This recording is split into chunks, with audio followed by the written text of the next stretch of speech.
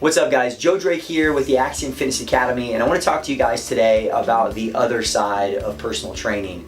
So oftentimes we talk about and we get caught up in the exercises, the movements, the technique, understanding, biomechanics, which is very important in getting clients results. But when it comes to staying in the game long term and really making this whole fitness industry thing a career and having clients who want to stay with you 5, 10, 15 years and really build a business around those things, it comes to building relationships. So, if we're talking about our goal being, getting and keeping clients, that starts very early on. Everything from the first time you guys get together all the way to and through, the day-to-day training sessions, the text messages, the phone calls. So when it comes to understanding those clients, rapport is going to be probably the most important thing. When it comes to not only getting them to work with you initially, because it's a lot more than just getting someone to like you.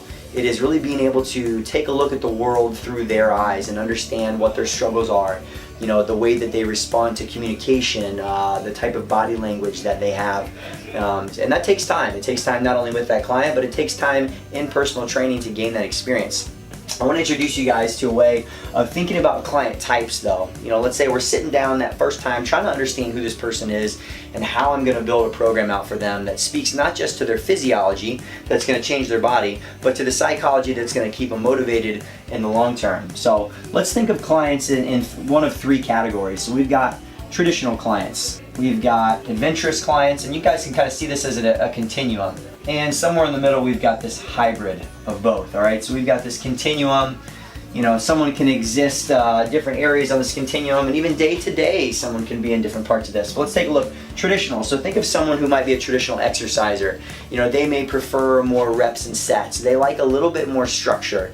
They're the kind of person who might want to see day-to-day increases and changes in just a few real specific exercises. For me, powerlifting comes to mind. Someone who likes to see improvements in just those three main: bench, squat, deadlift. And let's think someone on the opposite end of the spectrum, adventurous. This might be the people who like CrossFit. They want to come in and each workout's kind of an adventure, it's an experience. They don't necessarily know what to expect. Day to day they might not be able to track their progress on those specific things, but they're there to enjoy it, to have fun.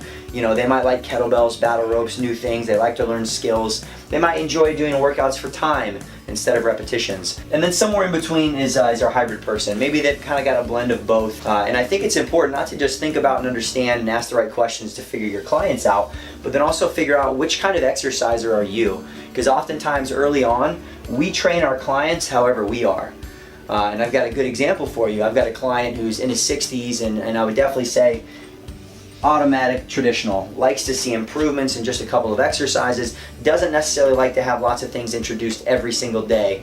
And if I was going about training him as an adventurous client, because I'm kind of adventurous with my workouts, then I'm going to be at odds here. Even if this might bring him some physical change, in the long run, I would say it's less likely that he's going to stay with you those 5, 10 years because it's maybe not the kinds of workouts that really speak to who he is. So, some of it is taking time to really try to figure out. You're not going to know right away with some people on your first time, but asking the right questions, introducing movements, exercises, and trying to get a feel, what kind of exerciser are they? What would they prefer? And then the other piece of this equation, and this is something actually, this is Techno Gym, which is an equipment company. It's part of their engagement philosophy. So aside from just the movements we might have them do, how are you actually communicating and engaging with your clients?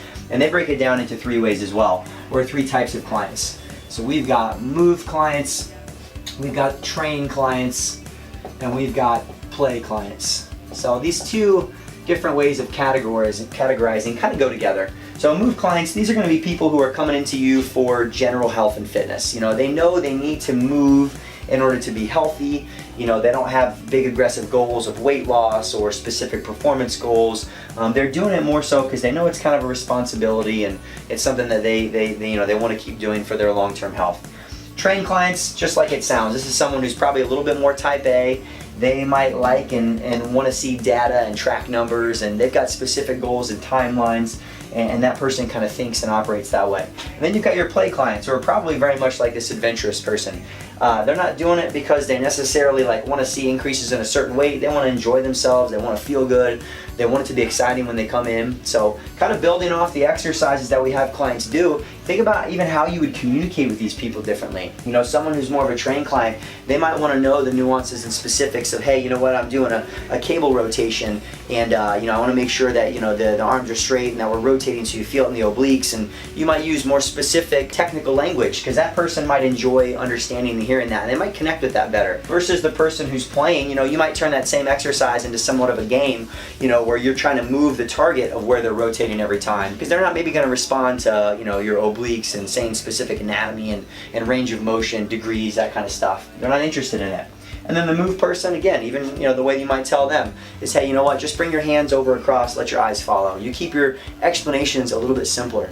So just a few examples of how you can really start to think about not only, you know, my exercises, how do they fit their biomechanics, but psychologically, how am I keeping them engaged? How am I really making this an individualized program there? Because you guys all know that is going to be more powerful than just the exercise and training side of things. If we're not speaking to this side of our clients, they're not going to probably go out and refer more people to you because you may not be delivering on all these different pieces. So if you can really hone in on the clients and you really cater those workouts towards that person, not only are they going to see those changes, but they're going to absolutely love the training with you. They're going to stay with you for a long time to come, and they're probably going to bring more business your way as well. Really, you want to stay in fitness and training long term and turn what can often be initially a challenging, unstable career for some into something that's more long term and consistent.